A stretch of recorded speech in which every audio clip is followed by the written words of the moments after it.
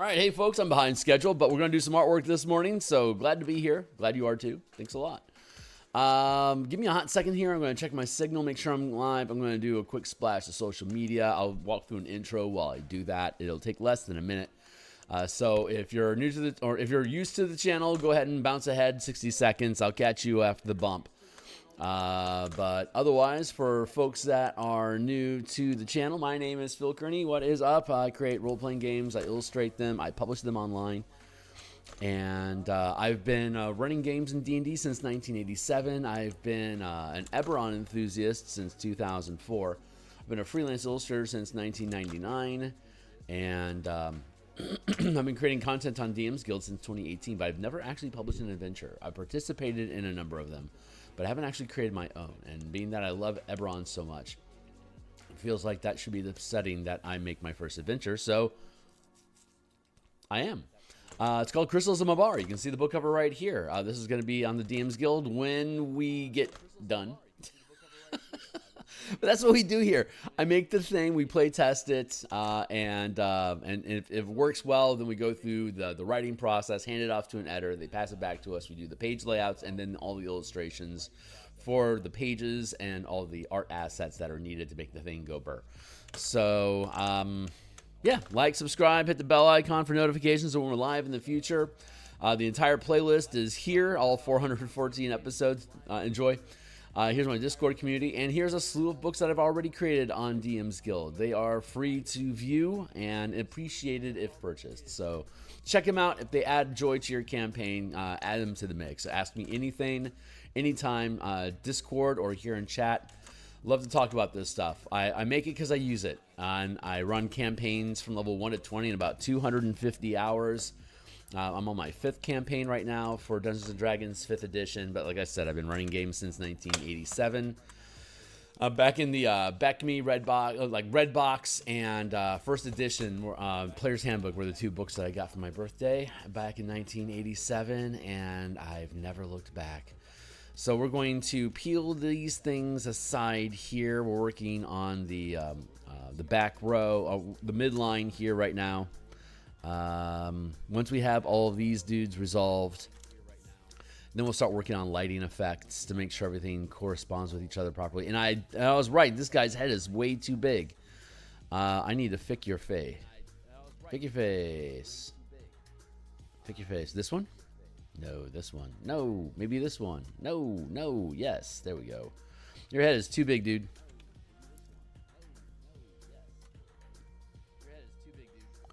Just gonna fix it.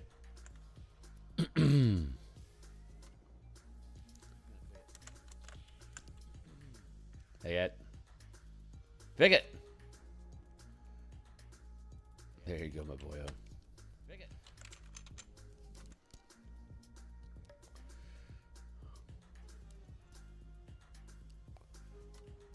it.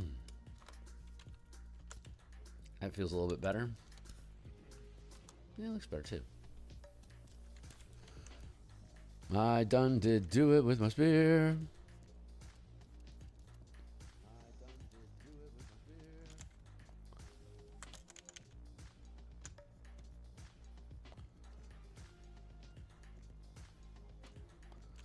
Namo.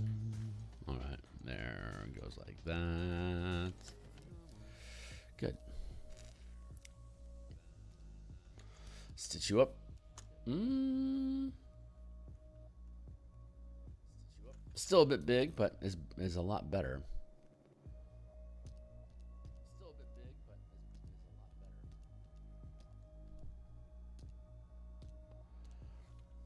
I think it needs to be a little bit smaller.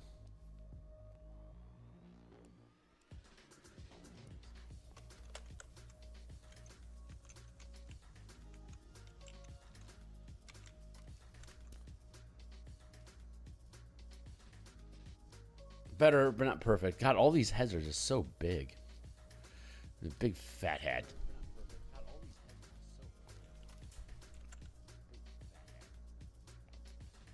Big head violence.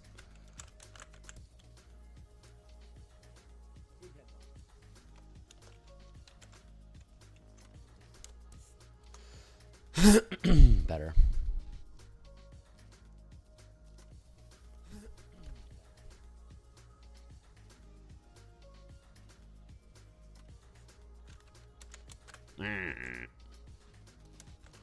All these dudes, just big heads, man. What is going on with me?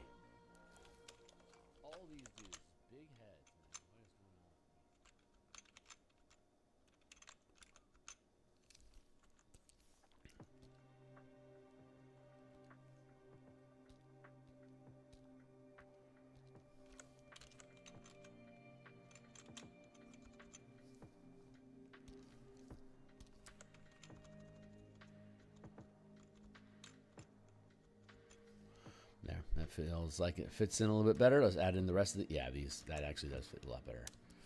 Cool, heads are looking better now. It's notoriously big heads. I just don't know what's wrong with me sometimes, folks. Luckily, I can fix these things. I can fix it. Where are we at?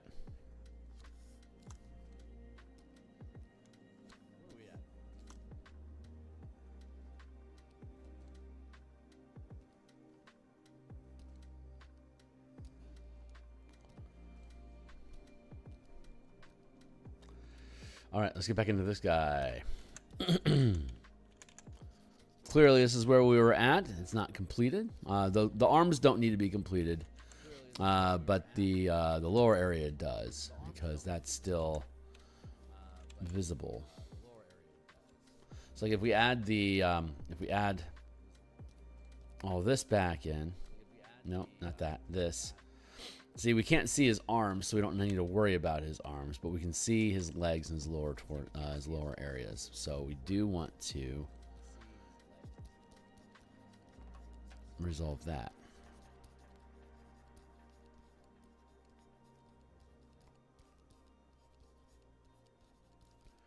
There we go.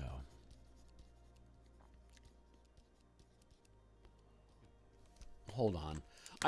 My intention is to buy the Monster Manual today. I believe it publishes D&D Beyond, and buy the Monster Manual. Yeah, it's available in 2 hours. So I'm going to be back on today at I think around 1 o'clock Seattle time. That'll be only 6 hours from now. Boy, I got on here late today. But yeah, 6 hours from now should be when we're back on stream, and we'll have purchased the Monster Manual by then. We're going to start using Monster Manual 2024 in the Martial Powers playtest that we run on Tuesdays. Everything that I've seen about 2024 is at worst it's no worse than anything that was in the Player's Handbook 2014 or anything about 2014 D&D. There's nothing worse now. For the most part, it's better. So everything that I've encountered so far about D&D 2025, it's not a quantum leap forward, but it's an improvement of the game that everyone apparently has enjoyed playing. So I would say that they were successful in their mission of improving their game. So congratulations, you did. We all obviously think that you could go further, but Wizards of the Coast is the anchor of the 5e game system. They are not necessarily so much the innovators. They build stable products that can retain a broad audience. It's couture designers like myself and others that explore the weird ideas that you can use the 5e game engine to produce. So they're content with that. I am too. It's a mutually beneficial relationship. Which is why I build content on the DMsGuild, because I absolutely love the IP. I love the IPs that are involved with D&D. I love Spelljammer. I love Planescape. I love Ravnica. I love all MTG. I love Eberron.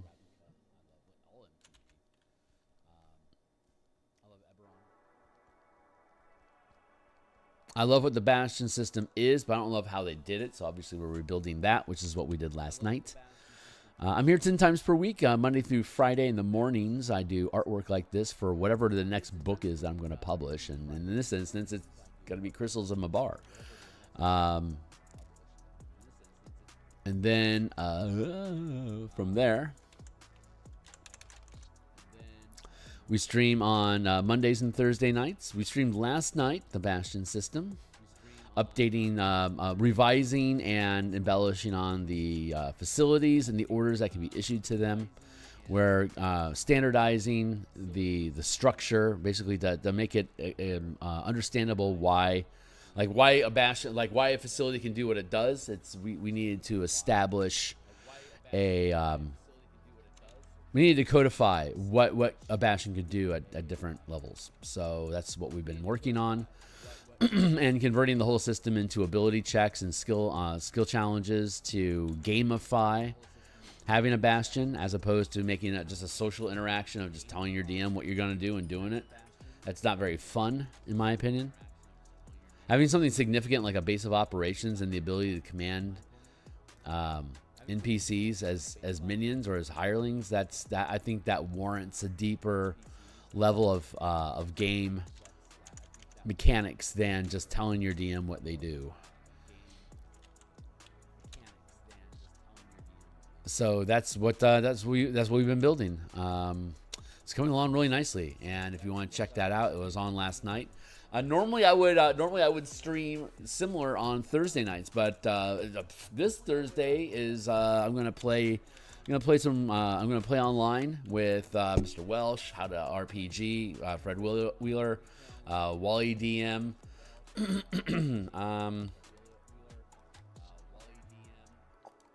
Wisdom check, and I'm not sure who else is going to join us, but we're going to play some Super Atomic Punk, and I love the opportunity. I love the opportunity to play. I occasionally enjoy playing. I am a forever DM for the most part, because I'd rather create scenarios for players to overcome than to be the player overcoming them. It's just it's more relaxing for me to create something that players are going to destroy than to try to figure out the best way to destroy it. It's just, some people enjoy that puzzle solving bit. I don't. I like building worlds and then running people through them and destroying the world. That's fun to me. I'm specifically graying these out, and I'm going to leave them grayed so they can act as shadow, because we have the fog effects that come through. And this is all going to be basically background color, like you can see, between other undead.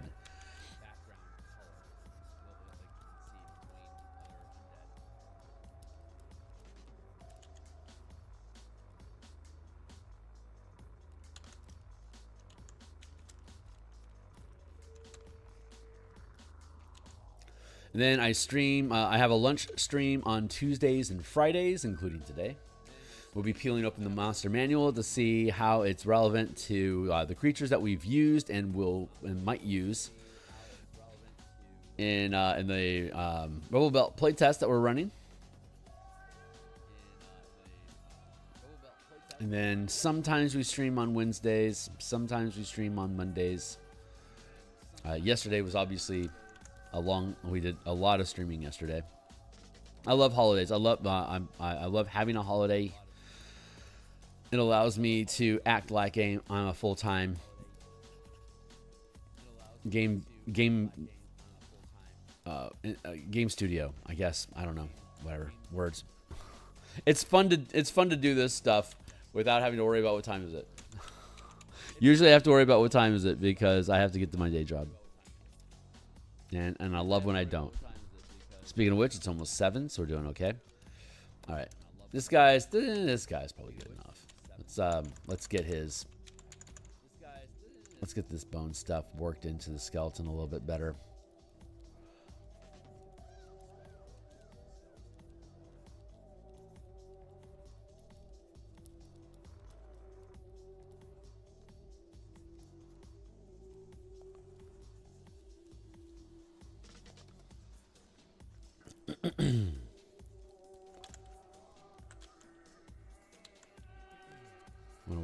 I want to work the line art into the color so it doesn't seem so comic booky. It's a style preference. It's just the style I prefer. That semi-realism that's acceptable for so much color book illustration. I want to be in that space. There. So we'll go today till almost 8 o'clock. 8 o'clock, I gotta go do my day job, so I gotta bounce out. So, but luckily I can come back at lunchtime. 1 o'clock, we'll have the monster manual. We'll look through the different monsters that our team in the Martial Powers playtest has already encountered. I will be spending some time, probably later on tonight,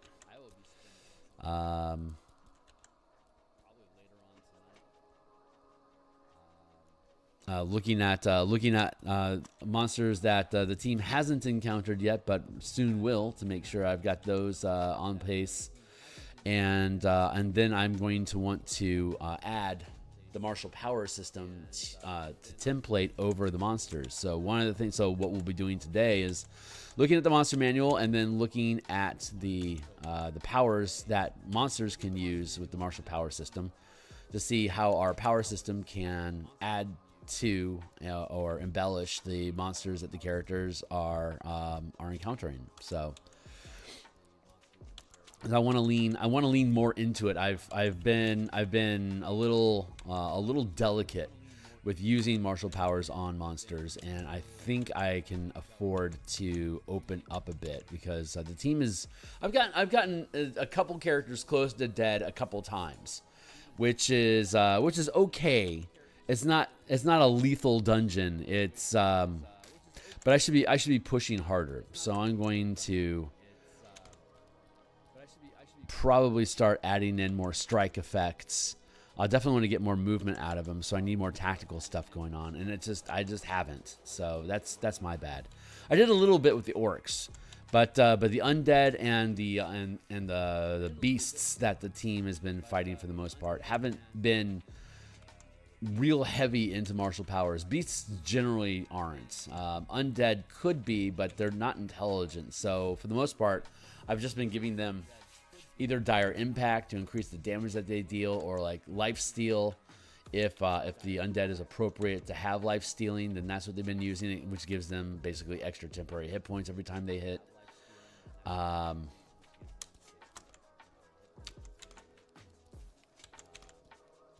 And some saving throw rerolls to avoid being turned and stuff. So it's been very passive for the most part. It's been very passive effects, but I want to start increasing the amount of active dynamic effects that are impacting the team, so that we can basically scooch around the map a little bit more. That's something I think has been missing. Is pushing the characters around, like literally moving them around the board. I'm gonna probably start implementing more of that, just to keep the variety up.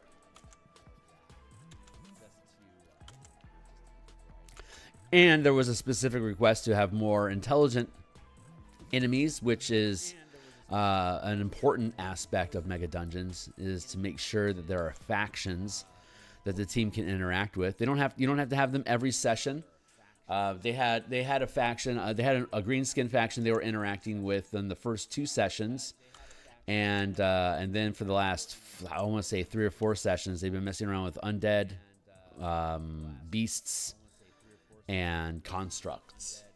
And so, yeah, I think it's a reasonable request to have some sort of intelligent foe come up in the not too distant future. So we'll see how many sessions it goes for the characters to find someone to get into an argument with. Yeah, I think that guy's okay. What's next? Whoa. Is it just these 2? Nice. All right.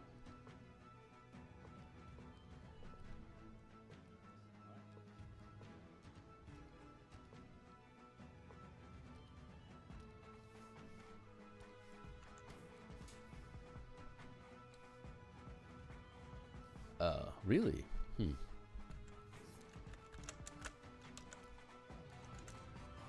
I guess the size is right, but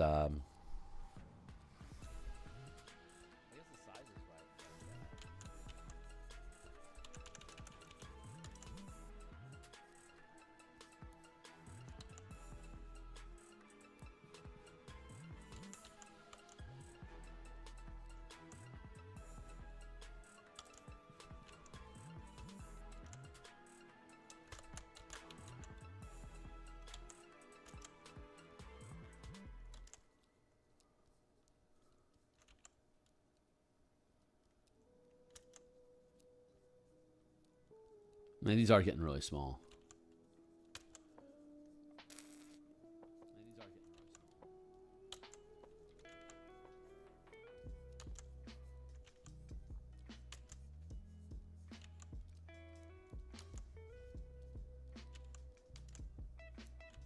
There we go.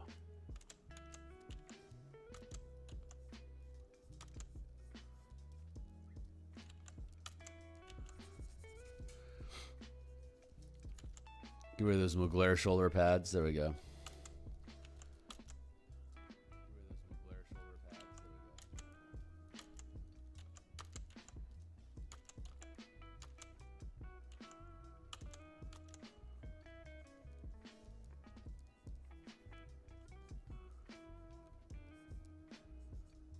Like that. Stern like that. Rib cage.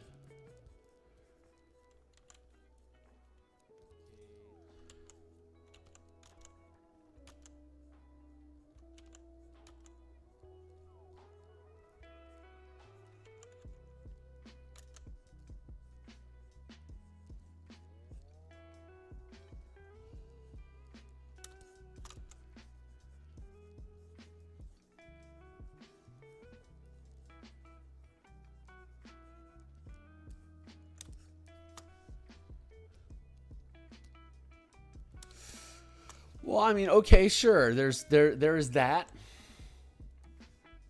Well, I mean, okay, sure. There is that.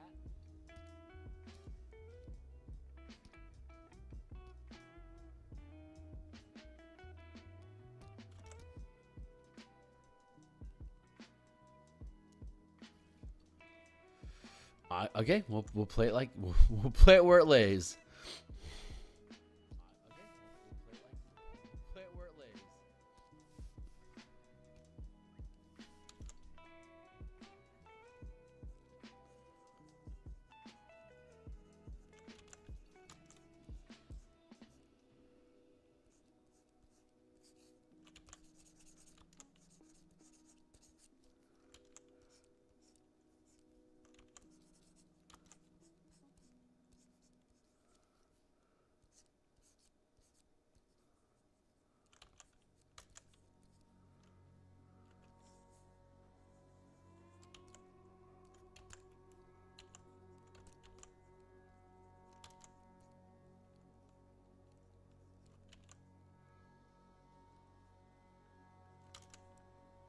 And this is how your heads get big.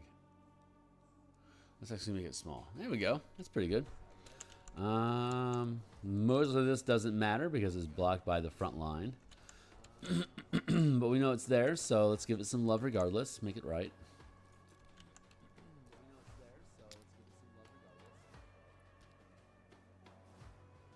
Bow. Blip, blip. Get those out of the way. Focus in on this guy.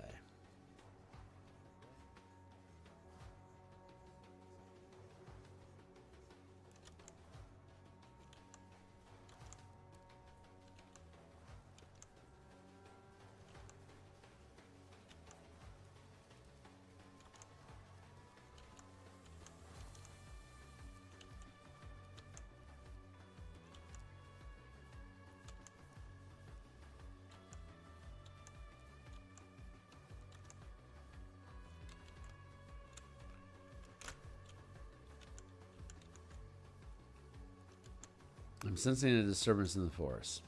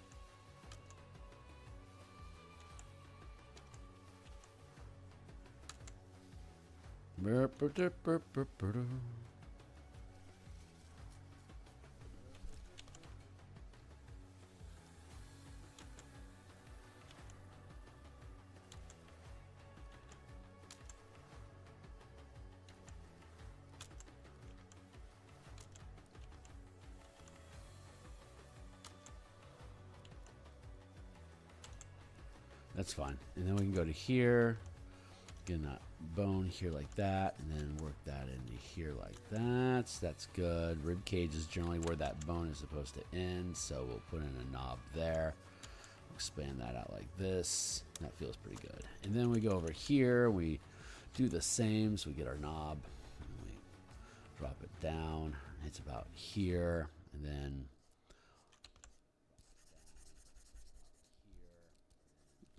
to bone.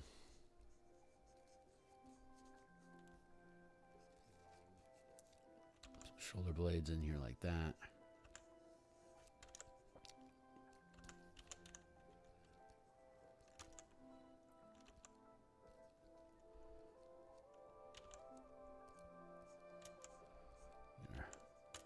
Scapula. And with our bones there.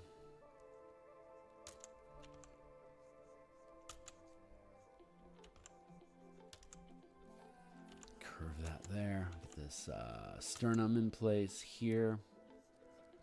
And then ribs, ribs, ribs. Like that.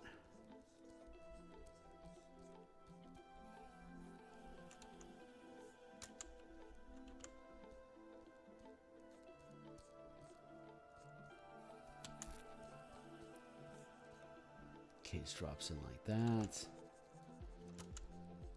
We got our spine here.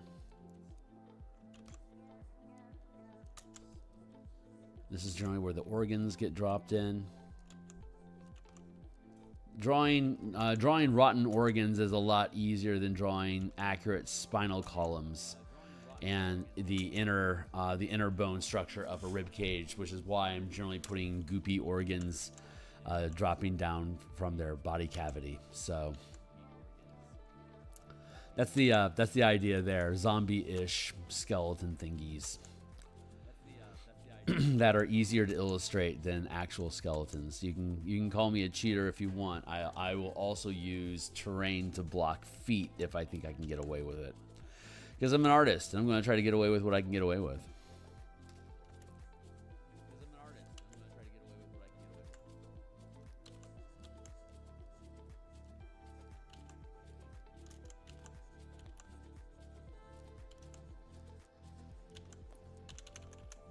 Drop a sack down here. Clean up those bones there. That's looking pretty good. I like that. Blurg, blurp.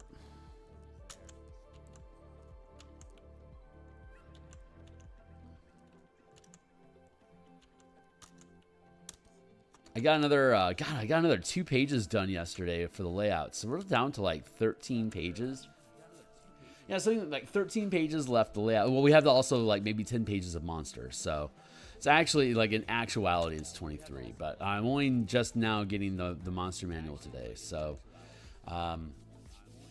we'll be able to start updating, getting current with the monsters, and hopefully see some sort of a structure that that coincides with what we've already made for the monsters that are unique to this adventure. Hoping to see that we don't actually need to make many revisions to stay on curve with what we already have, but we'll start introducing these creatures into honestly into the Martial Powers playtest that we've been playing, because they have been messing around with Undead, and we have Undead to test, so we'll I'll be able to do that.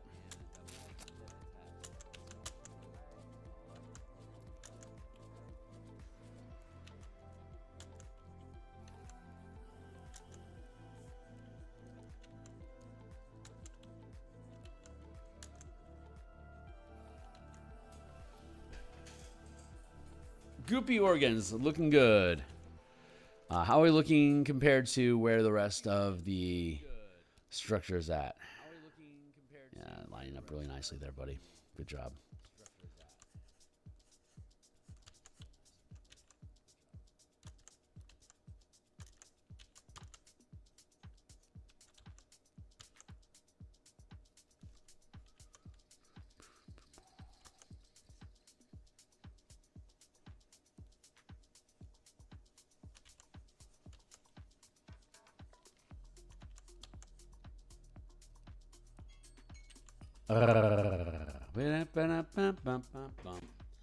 7:15. I've still got a half hour. So we'll get this guy done and probably start in on his partner. But then we'll have to come back tomorrow morning and continue on it. The reason the page layouts are so important is because once all the page layouts are done, I could actually work on illustrations in the evening. Sometimes I do work on illustrations in the evening, but only when I'm procrastinating. Trying to avoid the artwork, try to avoid the actual work that needs to be done, which is layouts. Layouts are actually the most important thing for me right now because that's what's preventing me from doing artwork at night. Once I get artwork on my plate for the evening, then all of this process is going to flow much more quickly. You can check out the live stream that I did for the production stream for Spelljammer Combat and Exploration. That's on my channel. It's a separate playlist. And that was a book that once I finished the layouts exploded because I didn't have any more page layouts to do. I started doing artwork, and that moved incredibly quickly once I did. Yeah, this guy's looking good. All right, we're gonna put it like that. Bleep.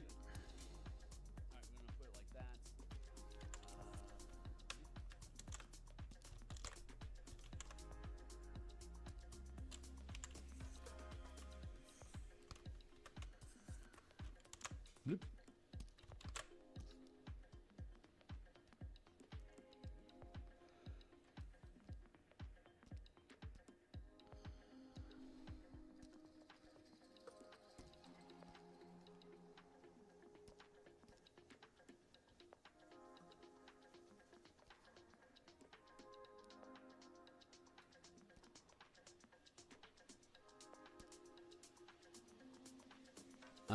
Let me think. I'm trying to do.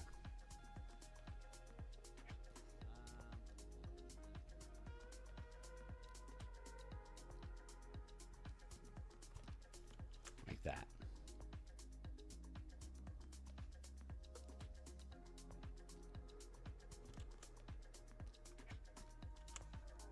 Like that. Thank you.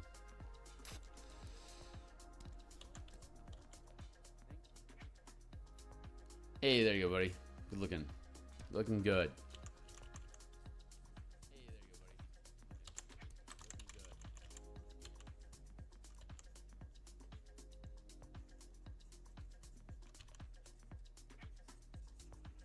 Let's get this gray in place.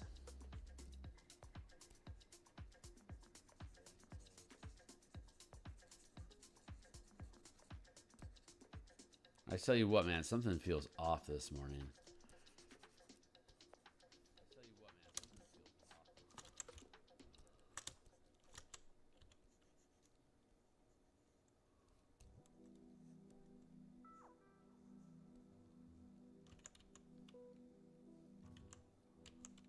I have a growing sense of dread. I don't know what's causing it. I hate that feeling.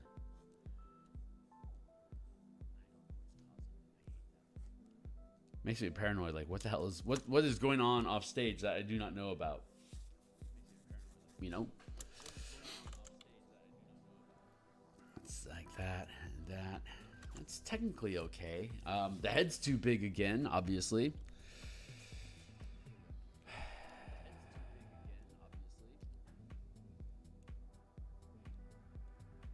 Me and heads. I don't know what it is going on about me and heads, but every single one of these has had too big of a head.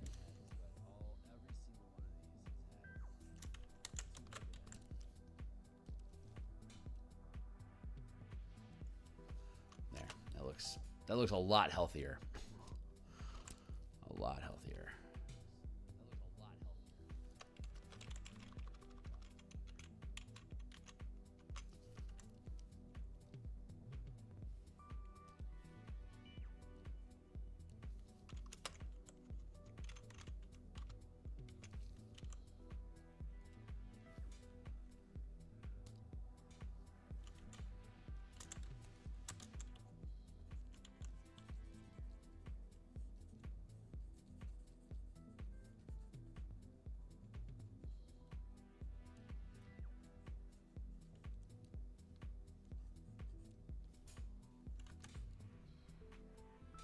There, that feels much more in proportion. Whoa. This guy is huge compared to that, so I'm gonna have to figure that out. Let's conceal that for now, because we're having some perspective issues, aren't we? Aren't we? The deuce?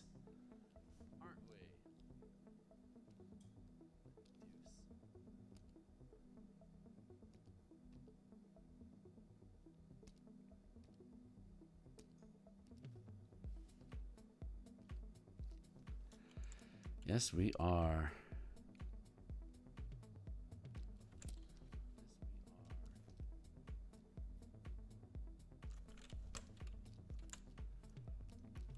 That guy's way too small.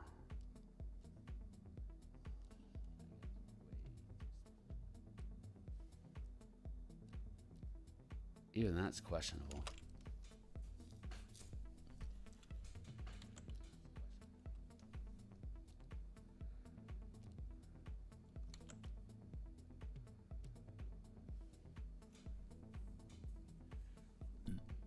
Well, there you go, buddy. Fit that space pretty good. I'll have you sit right there.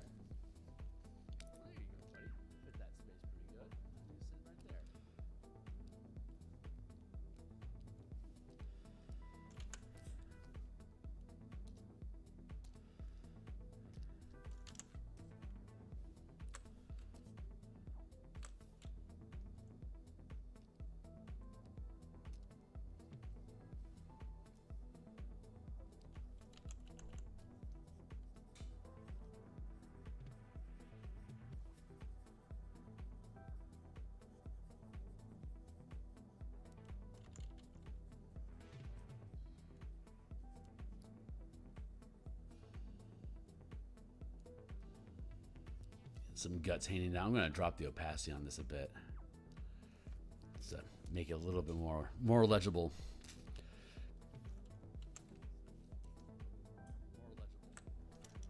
Hey Fox, how you doing, my guy?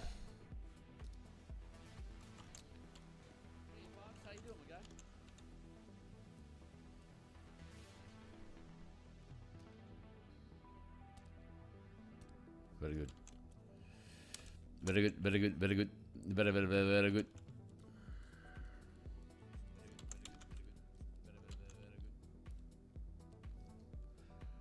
That most of this doesn't matter at all because of the way that the corpses line up. This is all just me being thorough and getting stuff done. That.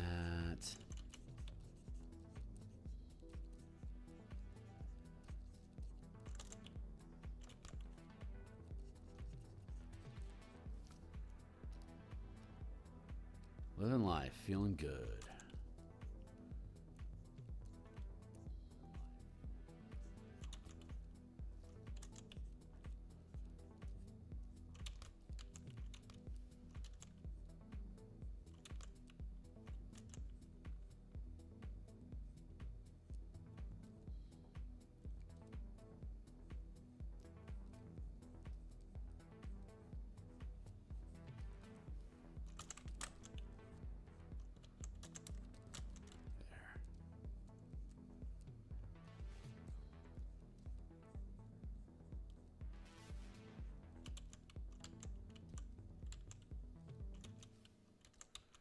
That, and then here like that.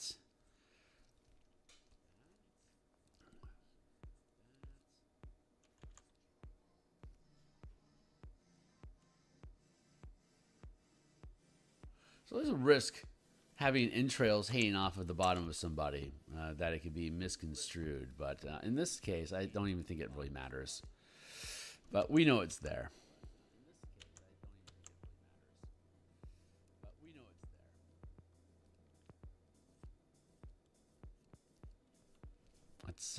Let's grab some more corpse. That's a good highlight there.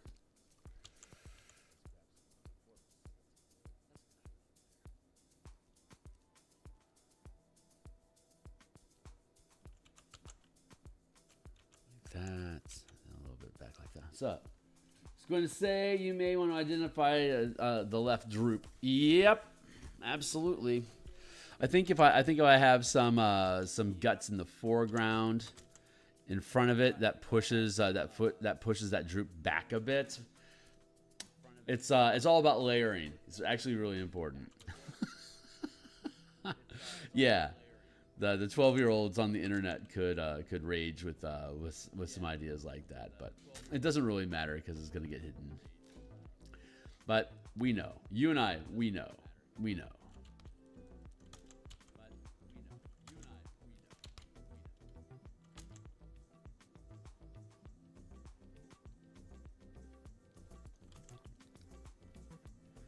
I like that. Feels pretty good. Let's grab some of this highlight.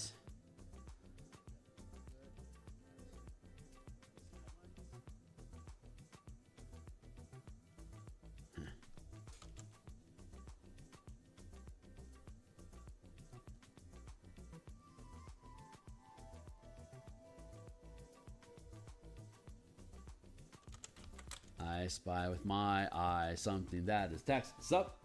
12-year-old me is what I. Yeah, I know, right? Exactly. You always got to check your inner 12-year-old to see if the snark is there. If you're setting yourself up.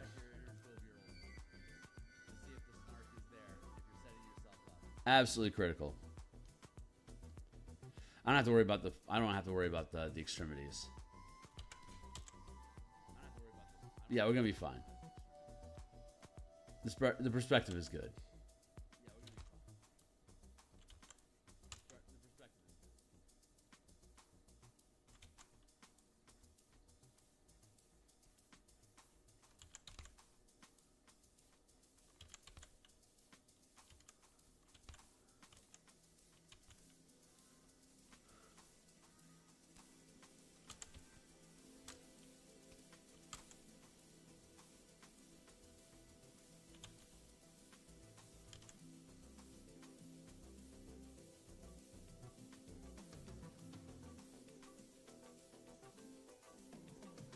There. Okay, I think I can afford to blend these together now, and then we can overlay.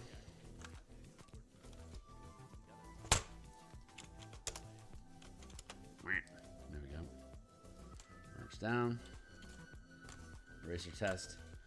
Good to go. So I can blend these, and when I do, we will then be able to have another layer on top. Bring that in a tick. It actually feels pretty good.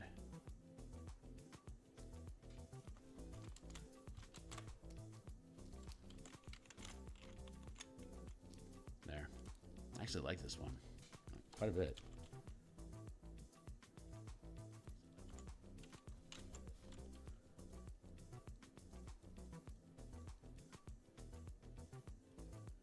There's a French animated movie. I think it's on Amazon. It's called Flow, Flow. It's about animals in a flood, and there's no dialogue. But the animals are, for the narrative, I think, and storytelling, that the animals are far more intelligent than they should be. But having said that, it's a cool animation style, and it's a fun story. Flow. It's incredibly worth time. I'm pretty sure it's a French animation studio. I think it won some awards or something, but I caught it over the weekend, and I watched that, and Wallace and Gromit's A Crime Most Foul. Those were both very cute and fun. Highly recommend both.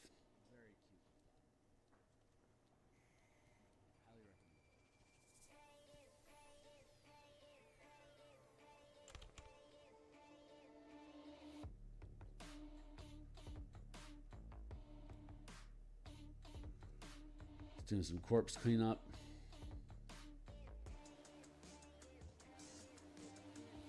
We'll probably slap some flesh across the torso like we often do.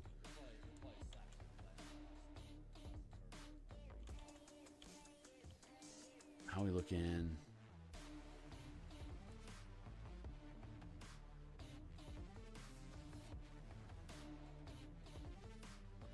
Yeah, we're doing pretty good.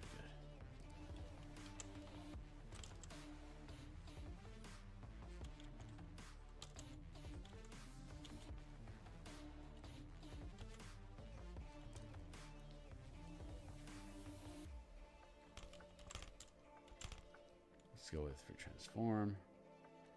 Bring that down a tick. And bring this in a tick with it.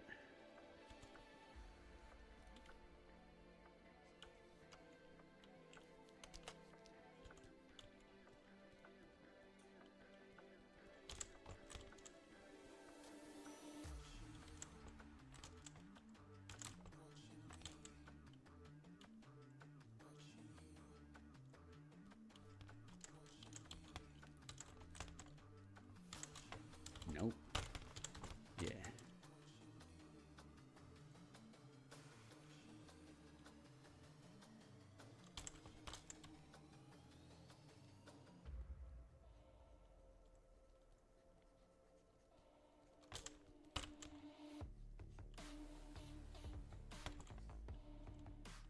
Let's grab this again. Still feels a little bit too there.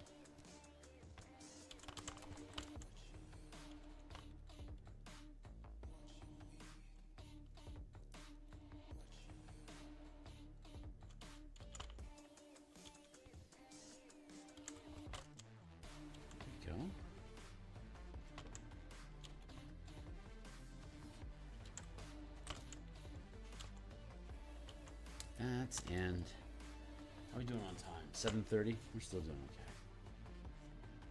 I've got 20 minutes. This guy's done in 20 minutes, no problem. Moving on to the next one.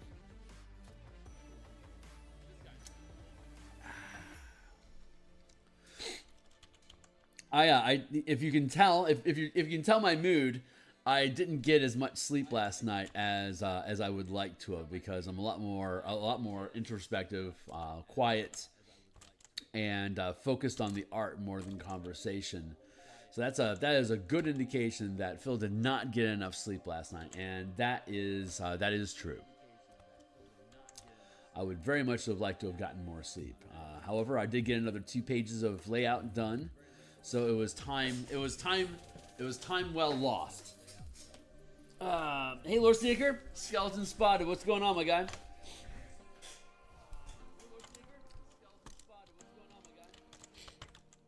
Yeah, we are creating Undead adventuring in the Carnwood of Karrnath on the continent of Khorvaire in the Eberron campaign setting. I like Karrnath a lot. I think there's a lot going on in Karrnath. It's a very complicated. It's a very complicated social experience that Karrnath is going through right now, with change in religious orientation. Dealing with a lot, probably, in my world, I would say a lot of refugees from Sire.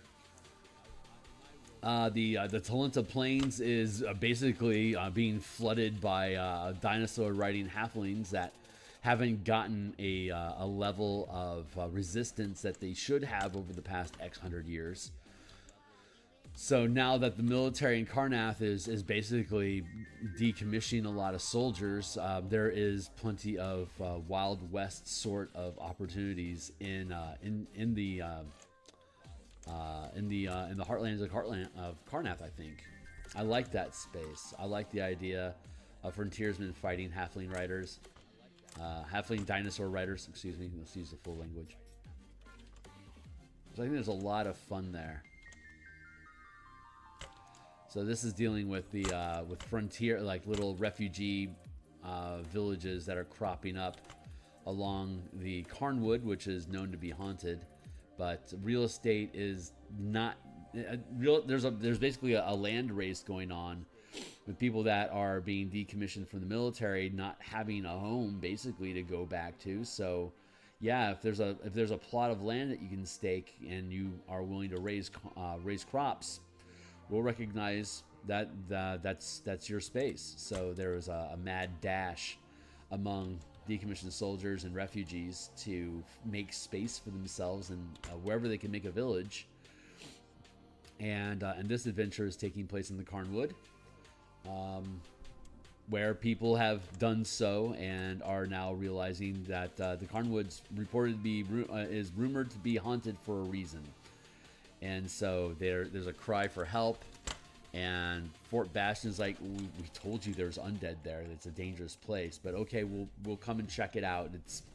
We're really freaking busy fighting halflings in Talenta, but we will come check out your lack of wisdom. And so your characters are deputized to go check this out. So actual law enforcement can deal with actual law issues. But when you get there, you realize, yeah, actually there's a whole bunch of shit actually going on here.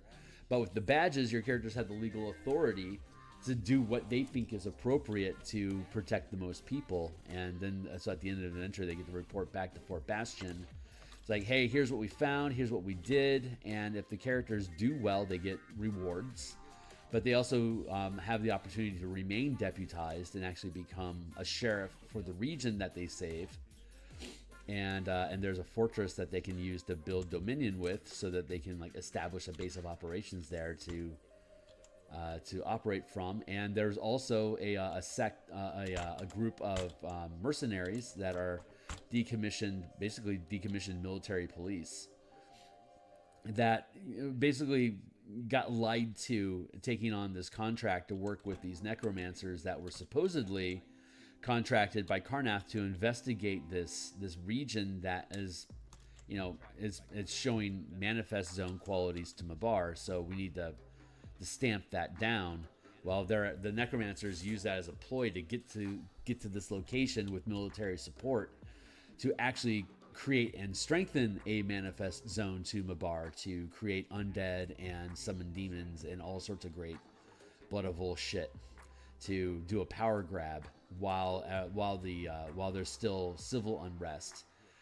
And if they need to sacrifice some souls to be able to summon these demons, just some convenient undocumented villages over there with people with questionable histories that aren't anxious to draw too much attention to themselves, that can be exploited, and they find themselves getting sacrificed to a dark god. So cheers to that. Hey, Steve. Sheriff of the Five Shrines. I don't know that reference, but it sounds cool as shit. So there's the guts. This guy's looking pretty good. I don't think I need to go much further with him.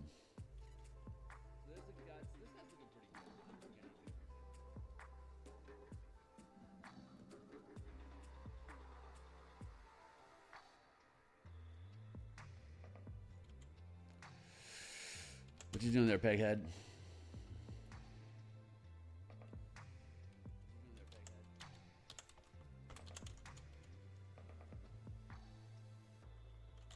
Hey, big grin. Big grins. Everyone's happy.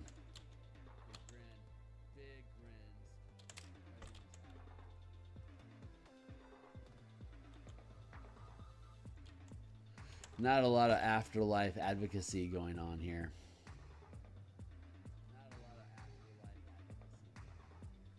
There we go.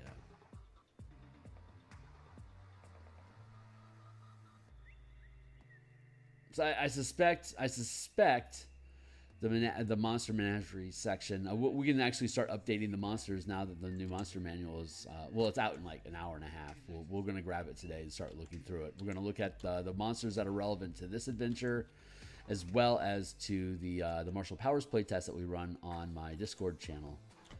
We'll see. We'll look at the monsters that the team has already faced, and then we'll look at some of the monsters that are going to be in here, assuming that we have time. It's only a lunch shift, so I've got I've probably got like maybe an hour today that I can put into it, but I'm going to put in the time. This Thursday is I'll be playing Super Atomic Punk with Mr. Welsh and Wally DM and Fred Wheeler with How to RPG. I think Wisdom Check is going to be around, and I'm not sure who else. But every couple months, I'm part of basically a live stream playtest team. Usually we do something BECME or first edition D&D style, but we're branching out to looking at indie game systems and personal projects like the Guild Delver system that I've been building will eventually be on this playtest thing. Or on this group server, but I'm not there yet. I think I want to get this out of the way, or at least well underway before I start building out a one shot for the Guild Elver book.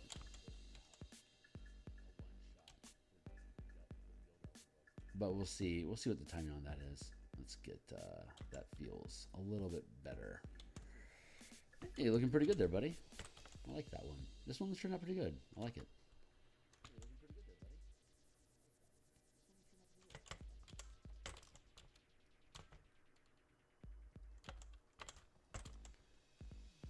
Thank you just the way you are.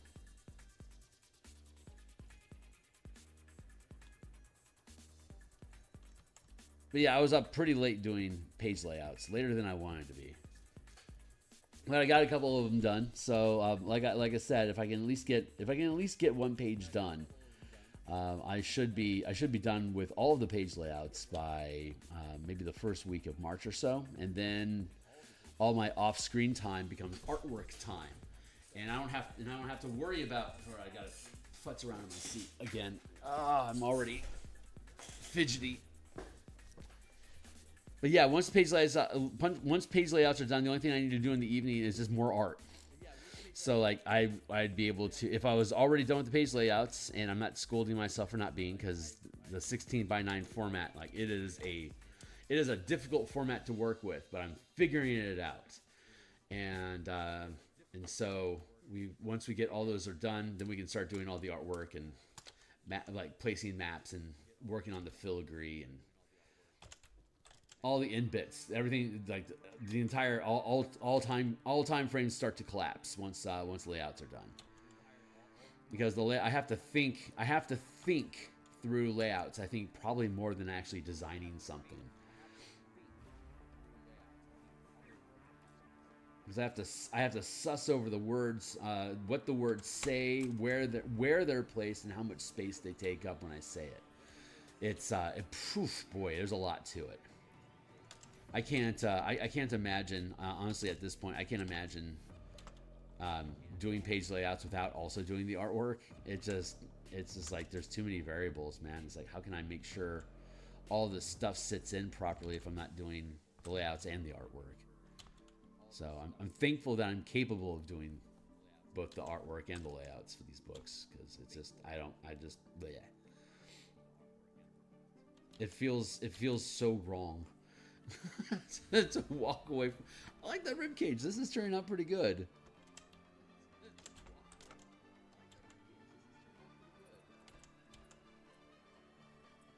That I also have a very highly developed sense of personal responsibility for projects that I get involved in. Like, I take them all very personally. Like, I'm a part of this project. I want it to be as good as it can be, because this is something that I will eventually, like almost any project that I work in, is like I promote the fuck out of it. So like, I want to make sure that it's at a level of quality that is like I would have been proud to have made whatever this is blank.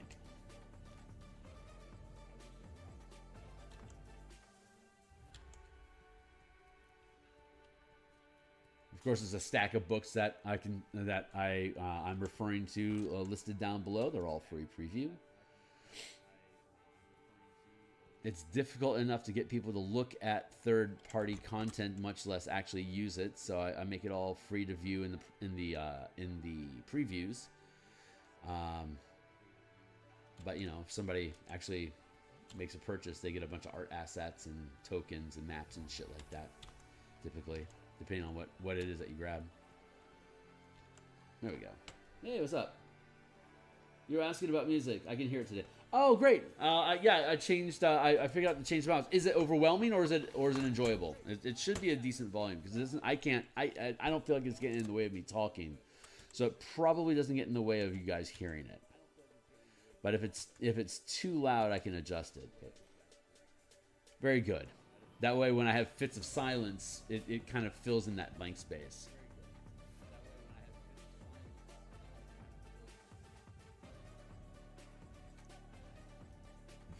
Thanks for the affirmation. I really appreciate that. It used to be a lot more prevalent, and then something got weird with my sound mixing, and it kind of disappeared for a while.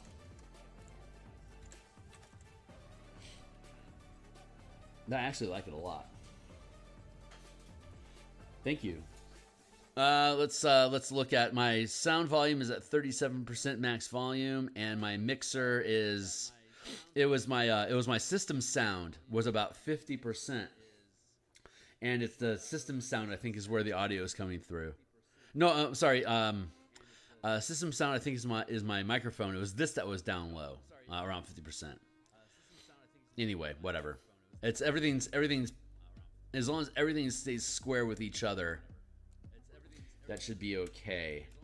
And then down here, that's a really low percentage. That's like maybe 20%.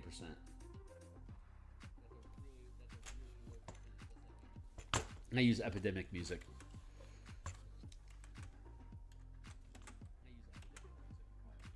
Where am I at? Here. And here. There we go. Cheers. Thank you, Fox. I appreciate that.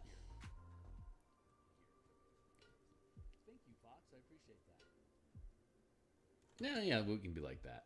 Hey, this guy looks pretty cool. And I don't think I have any reason for me to pontificate with him any further. So, pontificate.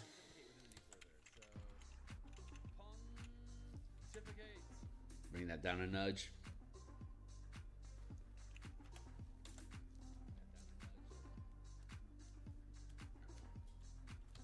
See, most of this shit's covered, but we know it's back there. It could become relevant later. But and we're going to use fog, lighting, and highlights, fog, shadow, and highlighting effects to make one corpse stand out from the other. We're going to have this front corner facing forward, light source here, and then we're going to have another side light source here that's casting across like this. So we can have like highlights along the plane like this. So we'll figure that out. But getting the actual like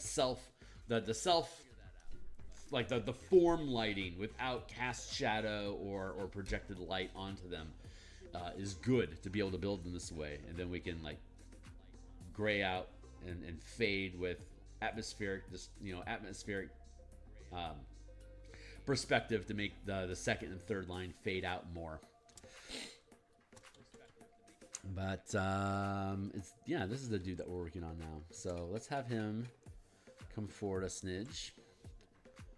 We're gonna run out of time here pretty quickly. What are you grabbing at over here, man?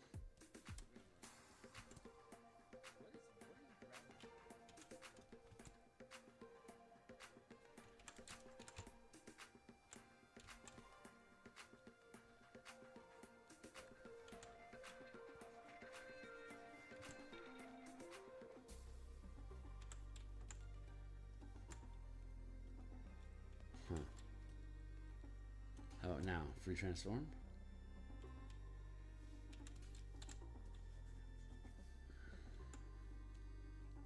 There's nothing wonky going on. I'm trying to find out like why is this lower corner down here getting tagged?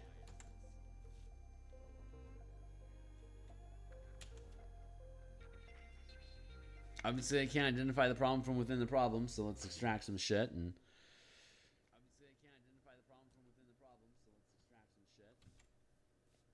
Free transform. See, there's something going on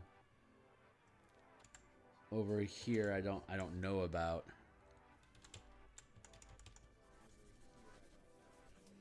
Like I should be able to erase here and erase here, right? And so this should no longer be a point of influence. And yet here it is. I don't understand that. All right, well we're going to do it this way instead.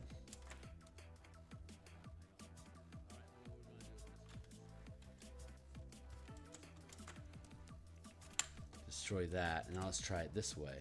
See? That worked. Whatever, dude. Whatever, dude. So let's get rid of that and here, and let's go back to our prime color, black. And oop, I am almost out of time for today.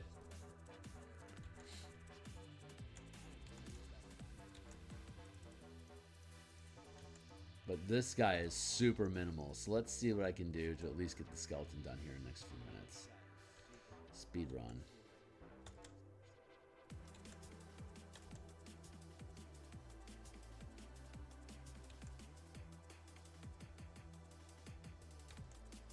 ears just got zapped by a satellite. I've got the tinnitus is ringing right now.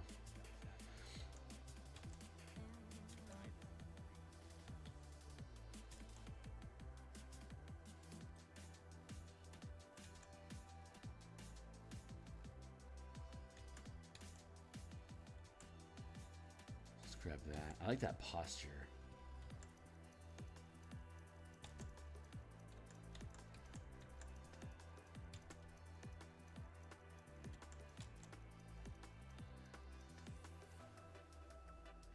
Here, we'll barrel chest him here real quick. Get that belly fold there. Hips.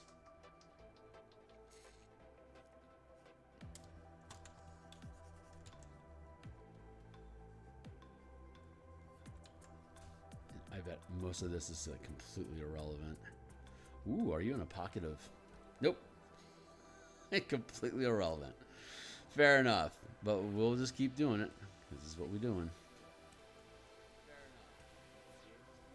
But yeah, very low stress. Very little of this is actually going to be visible. So we're just going to freeform this a little bit. Have a little fun sketching him out. Make him sad.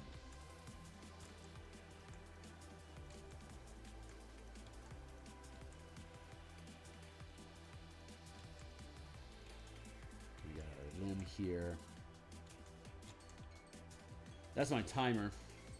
So I've got just a few moments left, so we're gonna do a wrap up here pretty soon. I just wanna, the muse wants me to pick at this a little bit longer, and I don't ever like telling her no, so I'm gonna spend just a few more moments here working on this, and then we'll be done. We're gonna come back later on today at around 1 o'clock Seattle time. That's gonna be in about 5 hours. We're gonna be back messing around with the new monster manual, looking at the creatures that are listed in there that are present here, as well as the monsters that the team has already encountered in the mega dungeon, just to look at how the stats change and how and obviously we want to look at using the monster templates that we have in the Martial Powers playtest document to see what powers we can add to the monsters and how they'll complement whatever it is that the monsters have in the new monster manual. So that's kind of a word salad, but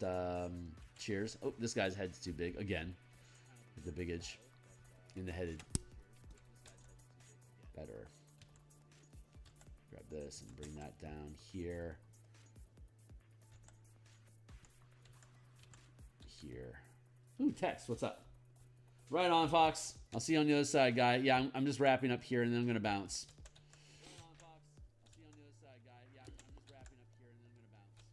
And we'll come back and we'll continue working on these guys tomorrow.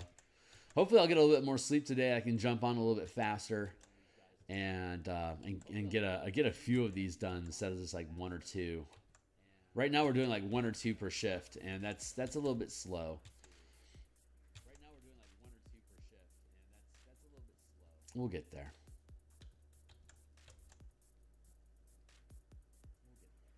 Well, hey, Defected, I'm about to step out. Your timing is beautiful. But, you know, we're making Undead like usual. I'll be back, like I said, I'll be back doing, looking at the new monster manual and how it's relevant to the stuff that we're doing in about 5 hours, 1 o'clock Seattle time. And then we'll be back tomorrow morning to do more Undead art like yonder. And it's good to see you, Def. Defected's got a really cool channel that he runs that he's been doing pixel art. Really good quality pixel art. Definitely worth checking out. Just add at him. You can see. You can check him out.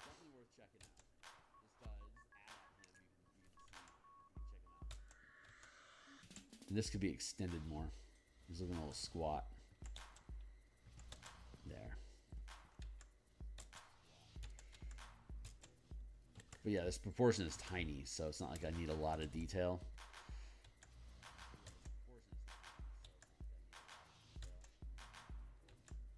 Almost there. She's almost willing to let go of me. Almost there. Probably I'm grinding the pixels. I'm grinding pixels as fast as she'll let me, sweetie. I swear I'm trying to get this thing done. My muse is just absolutely screaming in my ears. Like we're okay.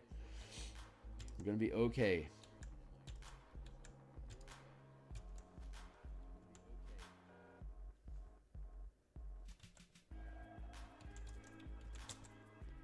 There and here.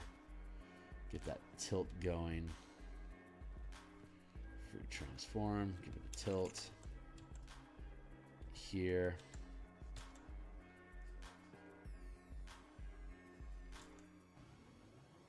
I don't think like any of this is gonna, like hardly any of this is relevant because of the body placements in front of it. But that's about where I want them to be. So cool. Okay, so let's take that and here and drop that to. Well, we'll keep you peeled open, but we're gonna put you guys back here. We're gonna add this in here. We're gonna add in some fog, and then we're going to put in the front line, and then put in some frontline fog. And there's our troops. We can see this is our guy that we're working on right back here, and the Yugoloth is going to look absolutely massive compared to everyone else. So I feel like I need to bring down the size of the Yugoloth.